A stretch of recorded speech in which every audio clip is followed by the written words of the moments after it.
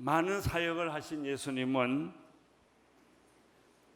고향으로 발걸음을 옮기셨습니다. 마가복음 6장 1절에 보면 예수께서 그것을 떠나 고향으로 가셨습니다. 예수의 제자들도 동행했습니다. 참 인간적인 모습을 볼 수 있습니다. 예수님도 고향을 찾으셨다는 것이죠. 제자들도 동행을 했습니다. 고향이란 어떤 것입니까? 어머니의 품과 같은 것입니다. 고향이란 말은 어머니와 같은 의미를 갖지요. 쉴 수 있고 또 위로받을 수 있는 곳입니다. 우리들도 설날이나 보름이 되면, 추석이 되면 그렇게 먼 곳에 있을지라도 교통 대란이 있어서 이 고속도로에서 시간을 다 보내고 파죽음이 돼도 애들을 끌고 고향으로 가는 이유가 거기에 있지 않겠습니까? 고향은 뿌리와 같지요. 부모님이 계시고 선조들의 묘가 있는 곳입니다. 타향살이가 고달플 때 사람들의 마음에는 언제나 고향에 대한 그리움, 어린 시절에 대한 그리움이 있습니다. 예수님께서도 고향으로 가셨는데 예수님의 행보는 조금 특이했습니다. 고향에 가셔서도 먼저 찾은 것은 회당이었습니다. 회당에 가셔서 하나님의 말씀을 가르치신 것입니다. 마가복음 6장 2절을 같이 읽겠습니다. 시작. 안식일이 되자 예수께서는 회당에서 말씀을 가르치기 시작하셨습니다. 많은 사람들이 그분의 말씀을 듣고 놀라며 물었습니다. 저 사람이 이런 것들을 어디서 배웠는가? 저런 지혜를 도대체 어디서 받았는가? 기적까지 일으키고 있지 않는가? 고향에서 예수를 예수의 활동을 본 사람들은 깜짝 놀랐습니다. 옛날에 자기들이 알고 있었던 예수가 아니었기 때문에 그렇습니다. 세 가지 때문에 놀랐어요. 예수님의 가르치시는 것을 보고 굉장히 놀랐습니다. 어떻게 저렇게 가르칠 수가 있을까? 예수님은 기적을 행할 때나 가르치실 때나 많은 사람이 놀란 것은요, 보통 사람과 같지 않았기 때문이에요. 그 가르치심이 특이하다기보다는 그 가르치심의 모습이 우리가 상상할 수 없는 어떤 영적 권위가 있었다는 얘기예요. 그럴 수밖에 없는 것이 예수님은 그 최초로 하나님이 창조하신 모습 그대로 오셨기 때문에 그래요. 우리는 이미 죄를 지은 모습이에요. 그러나 예수님은 죄를 짓지 않으신 그 천진난만한 무고한 모습이 그 속에 있지요. 둘째, 사람들이 놀란 것은 아니 예수가 우리가 빤히 아는데, 그 사람 공부한 것 배운 것 다 잘 아는데 어디서 배웠지? 도대체 예수님이 가르치시는 저 지혜는 어디서 온 것이지? 세 번째, 아니 저 기적은 어떻게 설명할 수 있다는 말인가? 동네 사람들, 예수와 같이 자랐던 사람들은 그런 질문을 했습니다. 3절을 보시면 이렇게 말하고 있지요. 저 사람은 한난 목수가 아닌가? 마리아의 아들이고 야고보, 요셉, 유다, 시몬과 형제가 아닌가? 그 너희들도 여기 우리와 함께 있지 않은가? 그러면서 사람들은 예수를 배척했습니다. 고향 사람들이 알고 있었던 예수는 다음과 같습니다. 직업은 목수였고, 어머니는 마리아였고, 형제들은 야고보, 요새, 유다, 시몬이었고, 누이는 우리와 함께 있는 사람이었다는 것이죠. 그것은 분명히 사실입니다. 등잔빛이 어둡다는 격으로 가장 가까이 있는 동네 사람들이 예수님이 하나님의 아들 되심을 알지 못하고 자기들과 같은 비슷한 평범한 사람이라고 생각을 한 것이죠.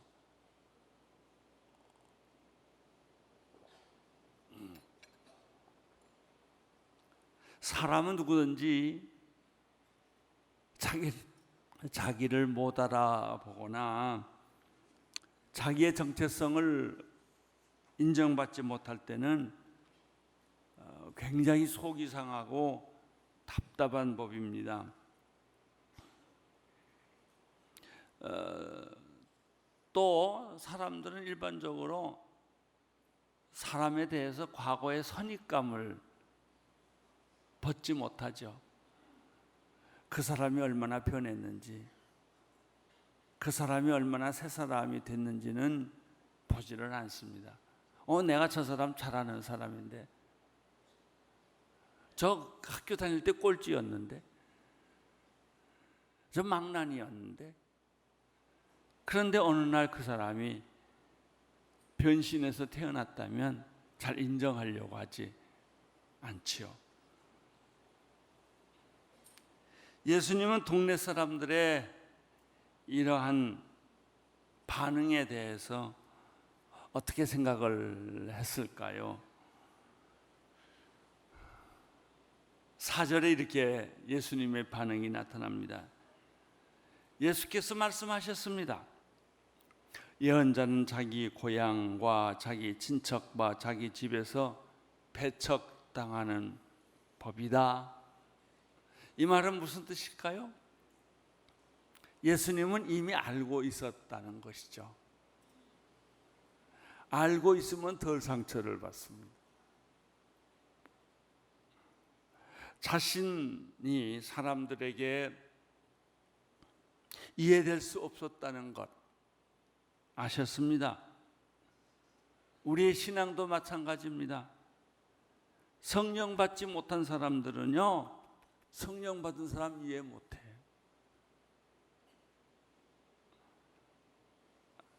어느 날 어떤 사람이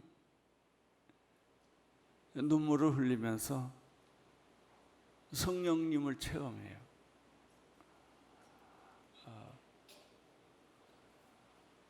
성령님이 내 안에 들어오셨어요. 가슴이 울렁거리고 설명할 수 없이 어떤 분이 그냥 내 안에 들어오셨어요. 나도 놀랬고 주변 사람도 놀란 거예요. 갑자기 내 머리가 회전을 하면서 사고방식이 변하고 내 마음이 변하고 내 인생이 변해가는 걸 자기가 느끼는 거예요. 와, 이게 무슨 일인가? 자기가 자기에게 설명이 안 돼요. 그렇게 내가 예수를 믿고 있었는데 어느 날 갑자기 불같이 성령님이 임하시는 것이죠. 그리고 이 사람은 변하기 시작해요. 그렇게 반항하던 불같이 화내던 성격이 없어지고요. 만사를 머리 받던 소리 지르던 성격이 없어지고요. 하나님에 대해서 조용해지고요. 긍정적이 되고요. 찬송가를 부르게 되고요. 내 인생의 모든 결정이 다 달라져요. 오랜 시간이 걸린 것이 아니었어요. 예. 나는 여러분들에게도 이런 성령의 큰 영적 경험이 있기를 바랍니다. 오늘이나 내일이나 그냥 그저 그렇게 살지 마세요. 내가 알고 있는 존경하는 한 목사님은 영국에서 13년 동안 목회를 했는데, 이분은 설교도 잘하시고, 영국 분이세요. 설교도 잘하시고 목회도 잘하시고, 또 그 부인은 의사시고 지성인 가운데 한 분이세요. 어느 날 그는 자기 서재에 앉았어요. 설교 준비하기 위해서 펜을 들었어요. 그날따라 이 사람은 갑자기 이상한 전율에 사로잡혔어요. 기도하고 설교를 준비하려고 하니까 누군가 자기를 찾아오신 거예요. 처음으로. 이게 뭔가. 그리고 설교 준비를 하는데 견딜 수가 없는 거예요. 가슴이 울렁거리고 글을 쓸 수가 없는 거예요. 그리고 갑자기 눈물이 나는 거예요. 눈물이 나고 말씀에 감동이 오고 또 눈물이 나고, 아이 내가 왜 이럴지 하는데 성령께서 역사하는 거예요. 그날 오늘 하루 종일 그 사람은 성령에 취해서 해석을 할 수가 없기 때문에 어쩔 줄을 몰랐어요. 그 다음 주일부터 이 사람이 설교를 하는데 불을 쏟는 거예요. 설교하면 설교 듣다 도중에 귀신이 나가니까 쓰러져 버려요. 그 교회가 발칵 뒤집혀요. 그런 일이 있었어요. 한 목사가 성령 받을 때 이런 일이 있는 것처럼 한 평신도가 성령을 받을 때 집안이 발칵 뒤집혀요. 그렇게 싸늘하던 집안이 평화가 오고, 그렇게 구타하던 부인을 미안하게 생각하고, 사람이 변한 거예요. 그걸 누가 이해하겠어요? 그걸 어떻게 설명을 하겠어요? 성령 받은 사람만이 성령을 받은 사람을 아는 것이죠. 은혜 받은 사람만이 은혜 받은 사람을 아는 것이죠. 사람들은 예수님을 알아보지 못했어요. 저 우리가 잘 아는 사람인데, 아니 근데 왜 저러지? 예수가 왜 저러지? 어떻게 기적을 행하지? 어떻게 저런 지혜로운 말을 하지? 그렇게 생각을 한 거예요. 그 사람이 하나님의 아들 예수라고 하는 사실을 제일 몰라봤던 사람들은 가족들이었고 친척들이었고 동네 사람들이었다. 여러분 주변에 있는 사람들이 언제 어떻게 변할지 모르니까 조심하게 관찰하세요. 내 부인이 언제 변할지 몰라요. 내 남편이 언제 변해서 돌아올지 모른다고요. 할렐루야. 그런 일이 되기를 바랍니다. 내 자신도 언제 변할지 모르게 되기를 바랍니다. 하나님이 여러분을 쓰시기를 원하면 하나님은 여러분에게 성령님을 부어주실 거예요. 아침일지 저녁일지 새벽일지 밤중일지 몰라요. 여러분 잠을 자다가 왜 깨는지 아세요? 하나님이 깨우시는 거예요. 이 얘기 좀 하자고. 하나님은 여러분을 지금도 기억하고 계시고 밤중에도 기억하고 계시고, 여러분의 위기 속에서도 하나님은 기억하고 계시는 것이죠.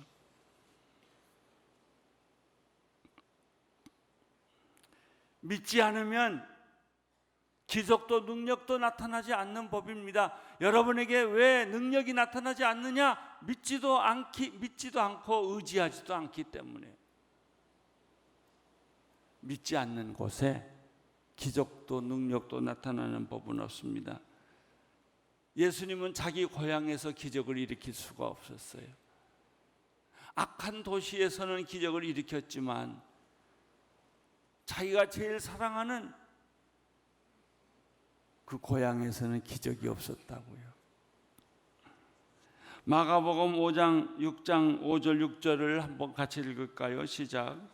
예수께서는 그저 아픈 사람들 몇몇만 안수하고 고쳐 주실 뿐 아니 거기서 다른 기적을 일으키실 수 없었습니다. 그리고 예수께서는 그들이 믿지 않는 것에 놀라셨습니다. 그 후 예수께서 여러 마을에 두루 다니시며 말씀을 전하셨습니다. 나는 여러분들이 우리 예수님께서 여러분 보고 안 놀래기를 바랍니다. 저렇게 교회 오래 다녔는데, 저렇게 잘생겼는데, 그럴듯하게 생겼는데 들어가 보니까 믿음이 꽝이에요. 아무것도 없어. 아니, 믿음이 있어야 걸지. 예수님도 너를 축복하고 너에게 기적을 베푸기 위해서는 당신의 마음속에 예수님이 기적을 일으킬 만한 뭔가 있어야 되는데 없어요. 예수님이 놀랬지요. 주고 싶은데 줄 수가 없어요. 믿음이 없으면 기적을 베풀 수가 없어요.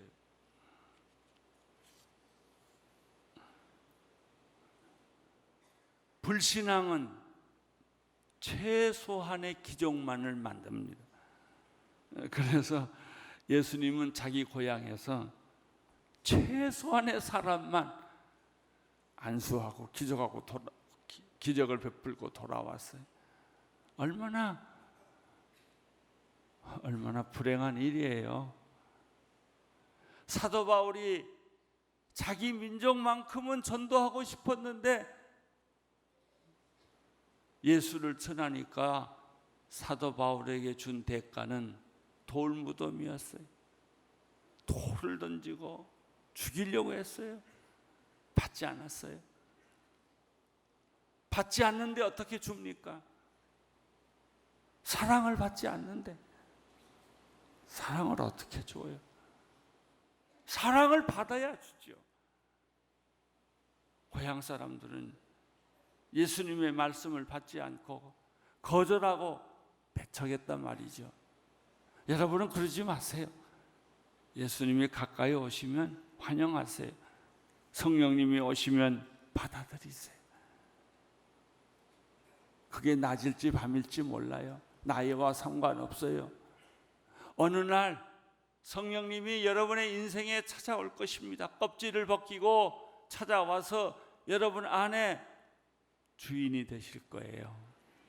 발걸음이 달라지고요, 눈동도가 달라지고요, 말이 달라질 것입니다. 사람들이 이해하든 이해하지 않던 예수님은 계속해서 전도하셨습니다. 말씀에 대한 열정이 있었습니다.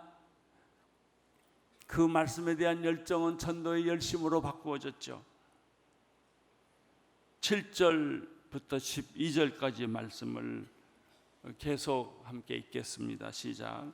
예수께서는 12 제자를 불러 둘씩 짝지어 보내시며 더러운 귀신을 제어할 권세를 주셨습니다. 그리고 이렇게 당부하셨습니다. 여행길에 지팡이 외에는 아무것도 가져가지 말라. 먹을 것이나 자루도 챙기지 말고 전대에 돈도 넣어 가지 말라. 신발만 신고 옷도 2벌씩 가져가지 말라. 어느 집에 들어가든지 그 마을을 떠나기 전까지는 그 집에 머물라. 어느 집에든지 너희를 반기지 않거든 그 너희 말에 귀 기울이지 않으면 떠나면서 경고의 표시로 발에 묻은 먼지를 떨어버려라. 제자들이 나가서 사람들에게 회개하라고 전파했습니다.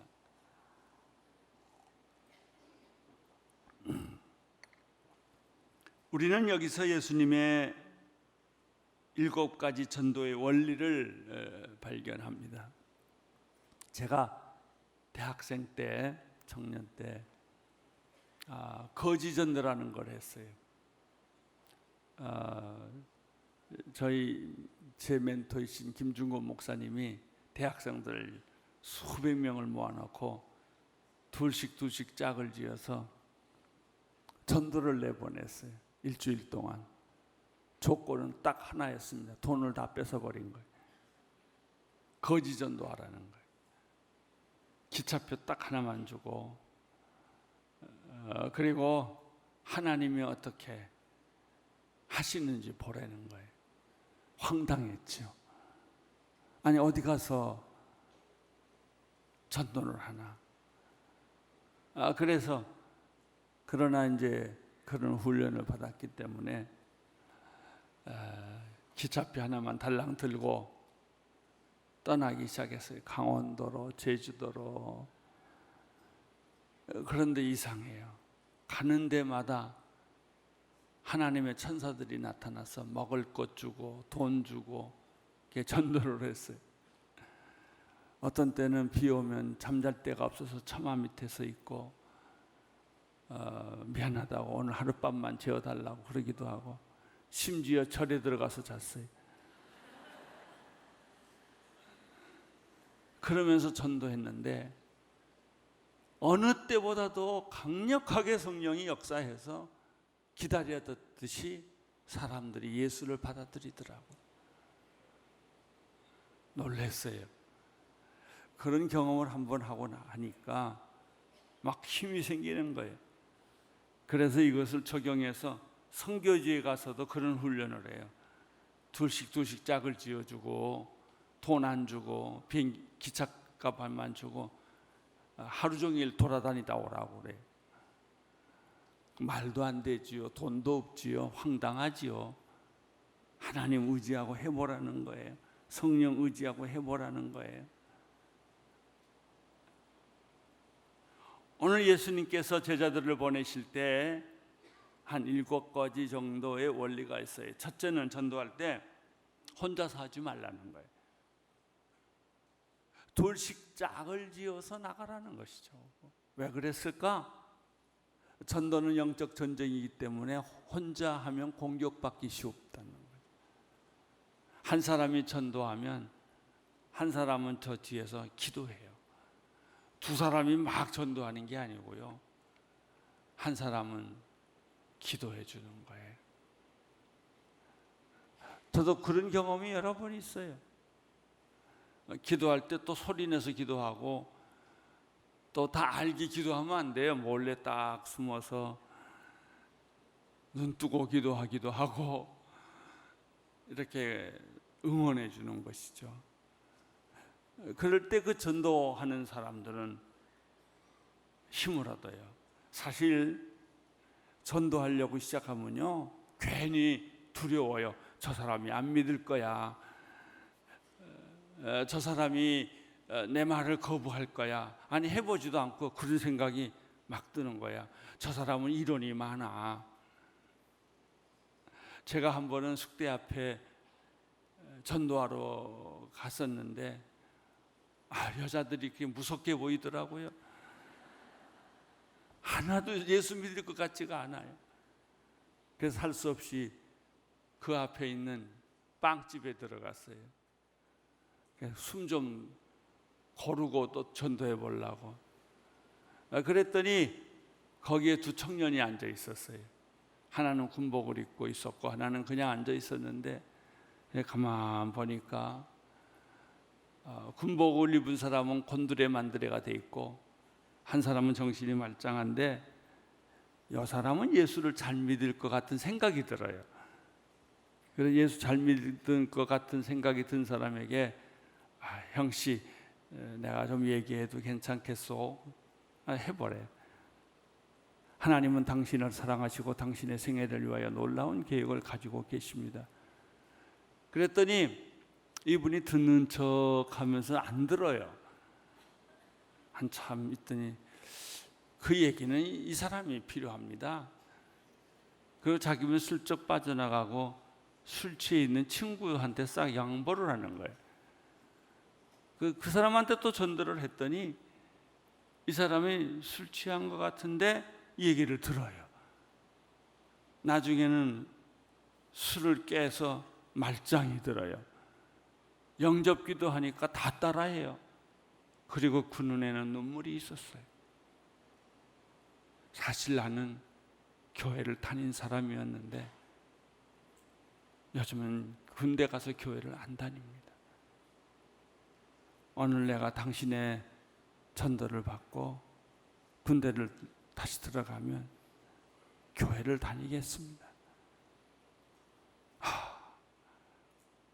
그리고 저는 그 빵집을 나왔어요. 이 전도할 때는 둘씩 짝을 지어가는 것이 참 중요합니다. 예수님께서 그래서 그렇게 말씀하셨죠. 7절에 보면 두 번째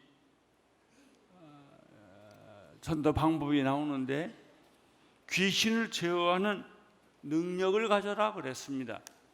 그렇습니다. 여러분, 마귀를 대적하는 능력만 있으면요 두려움이 없어져요. 무당을 만나도 두려움이 없고요, 어떤 귀신을 만나도 두려움이 없어요. 뭐 칠성 귀신, 무슨 귀신 해도 예수가 내 안에 있으면 두려움이 없어요. 아니, 귀신이 떨어야지 내가 떨릴 이유가 어디 있어요? 사랑하는 성도 여러분, 귀신을 제어할 수 있는 능력이 여러분에게 있게 되기를 축원합니다. 예수님께서 제자들에게 이 능력을 주시겠다고 약속했습니다. 여러분은 귀신 쫓을 능력이 있습니다. 쓰지 않아서 그렇지. 가서 당장 쓰세요. 악한 귀신아 떠나갈지어다, 그렇게 명령을 내리세요. 세 번째 보면 8절에 돈을 의지해서 전도하지 말라. 전도는 돈으로 하는 거 아니다 말이죠. 지팡이 하나면 된다. 먹을 것이나 자루나 전대에 돈을 가져가지 말라는 뜻은 뭐예요? 하나님 의지하고 돈을 의지하지 말고 전도해라. 전도는 성령님이 하시는 것이지 내 지위나 내 인격으로 하는 거 아니다. 내 지위나 내 능력으로 하는 것이 아니다. 신발만 신고 옷도 2벌 가지고 가지 말아라 라는 뜻도 똑같아요. 하나님 의지하고 전도해라. 여러분, 실력 없는 사람이 자꾸 사람들 끌고 다니고요, 돈 많이 가지고 다니고요, 명함 툭툭하게 가지고 다녀요. 여러분 얼굴이 여러분의 명함이 되어야 돼요. 여러분의 인격이 여러분의 명함이 되어야 돼요. 5번째는 어느 집에 가든지 한 곳에 머물라. 왔다 갔다 하지 말라 이거예요. 환영하지 않으면 그냥 떠나라. 7번째는 전도의 핵심 메시지는 회개하라 하는 거. 그거 가르치라는 거, 회개하라는 거. 예수님은 직접 수많은 사람들의 사로잡고 있는 귀신 들린 사람들과 병든 사는 사람들을 고쳐주셨습니다. 13절 같이 읽겠습니다. 시작. 그들은 많은 귀신을 쫓아내고 수많은 환자들에게 기름을 부어 병을 고쳐주셨습니다. 예수님께서 복음을 전하실 때 항상 따라다녔던 2가지 사실, 귀신 쫓고 병 고쳤다는 거예요. 그런데 오늘날 현대교회는 귀신 쫓고 병 고치는 일이 점점 없어져요. 점점 냉랭한 교회가 되고 회의하는 교회가 되고 연설하는 교회가 되고 말았어요. 아무 능력이 없어요. 예수님 당시에는 내게 은과 금은 없어도 내게 있는 것으로 내게 주노니 나사렛 예수 그리스도의 이름으로 걸으라 하는 능력이 있었지만, 현대교회는 내게 은과 금은 있다, 건물도 있다, 사람도 있다, 그러나 능력이 없다. 우리에게 능력이 없어요. 영적 능력이 없어요. 나는 우리 성도님들이 영적 능력으로 충만하기를 바랍니다. 이 문제에 대해서 현대교회가 가지고 있는 2가지 문제가 있습니다. 첫째는 너무 지나치게 귀신 쫓고 너무 지나치게 병만 고치려는 교회입니다. 위험합니다. 어떤 교회는 귀신 쫓기로 유명한 교회가 있어요. 그 교회만 가면 귀신 잘 쫓는다더라. 그 교회만 가면 병 잘 고친다더라. 여러분, 예수 전하는 게 우리의 전공이지 귀신 쫓는 게 전공은 아니에요. 예수 믿으니까 귀신도 나가고 예수 믿으니까 병도 고치는 것이지, 귀신 쫓고 병 고치는 것만이 목적으로 하면 안 된단 말이죠. 조심하세요. 그걸 너무 지나치게 강조하면 교회가 병들게 돼요. 교회가 극단으로 간단 말이죠. 예언을 성경이 무시하지 말라고 그랬어요. 그러나 예언만 하면 큰 사고 나요. 우리 교인들은 그 사고 나는데 옆에 가지 마세요. 귀신만 쫓는데 조심하세요. 병만 고치는 거 조심하세요. 그것이 복음의 전부가 아니란 말이죠.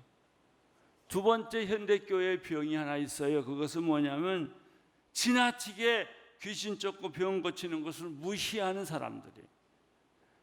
그런 건 없다. 뭐 귀신 쫓고 병 고치는 게 무슨 교회냐? 교회는 구제하고 봉사하고 사회 참여하고 착한 일을 하고 남을 도와주는 것이 교회지, 그런 일을 왜 하냐? 라고 생각하는 교회들이에요. 아주 더 위험한 교회예요. 그러면 교회가 무엇 때문에 존재하는 거예요? 무엇 때문에? 그러면 교회가 학교나 병원과 다른 게 뭐가 있어요? 교회는 교회예요. 결론이 있어요.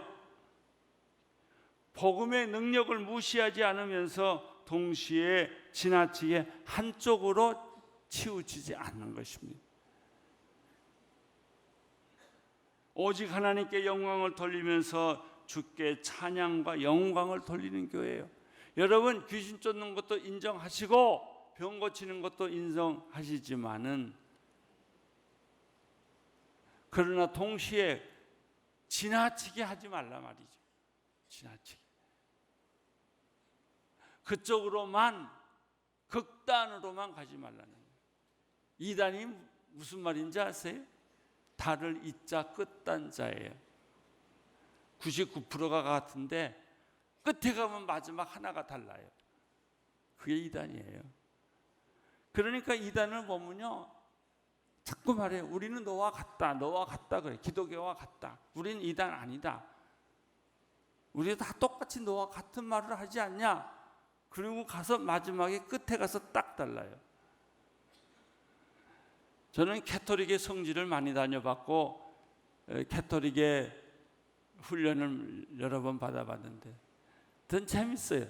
다 비슷한데 마지막 끝에 가서 마리아를 딱 갖다 내놔요. 그것만 안 내놨으면 참 좋겠는데 마리아를 믿으라는 거예요. 그래서 난 그것만 싹 뺐지요. 연옥을 믿으라는 거예요. 그렇게 다 비슷한데 몇 가지를 싹싹 넣어놔요. 이단들이 그래요. 여러분, 우리들이 하나님을 믿을 때 병 고치고 귀신 쫓는 거 사실이에요. 그런 일이 있어요. 그러나 지나치게 가지 마세요. 신앙의 인격과 사랑을 강조하세요. 인격을 잊지 마세요. 균형을 잊지 마세요. 사랑을 잃지 마세요. 여러분은 건강한 능력 있는 하나님이 기뻐하는 성도들이 될 줄로 믿습니다. 아멘.